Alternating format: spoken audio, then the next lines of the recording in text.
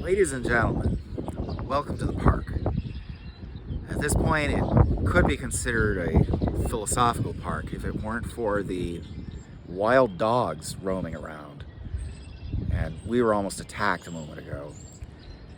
Just as I was beginning to talk about the transcendental.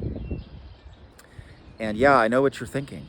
The transcendental probably has something to do with dental hygiene. Actually, this has nothing to do with toothpaste, toothbrushes, or dental hygiene. It's actually a philosophical concept widely used in the critique of pure reason. It's by a philosopher named Immanuel Kant. And yeah, we do have this comment, at least it wasn't a wild dog. Anyway, the transcendental is a concept that is used to refer to a particular group of concepts. They're a priori concepts that refer back to objects. So you could kind of think of the transcendental as, in a way, kind of an ancestor of the Aristotelian concept of metaphysics, as having to do with the first principles of all things. Except in Kantian philosophy, what he's trying to do is he's trying to pick out principles of objects in general.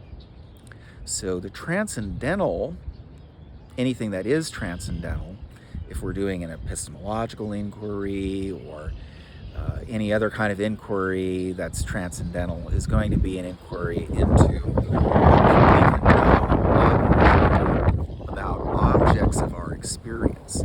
So things like their quantitative features, qualitative features. For example, every object, every empirical object, has to have some extension in space. It has to have some dimensionality in order to be an object. We know that a priori, that is prior to any experience of any object, that in order for it to be an object, it has to have features like that. A qualitative feature would be something like it's having reality, being there, being in existence there, as a thing that has extension in space.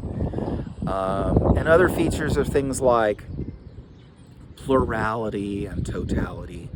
So as we observe the wild dogs, we can see them as unified objects having extension in space, but we can also think of them as a plurality of different parts. And when you combine the notions of totality and plurality, you can think of the whole wild dog as a totality. Okay. So there are certain features that we can know about objects of our experience in general before having any experience of them. There are conditions for the possibility of there being observable objects. So those are considered to be a priori features. Hence, we're looking into the transcendental aspects of our knowledge. Okay, so last point on this is that the concept of the transcendental can be contrasted with another idea called the transcendent.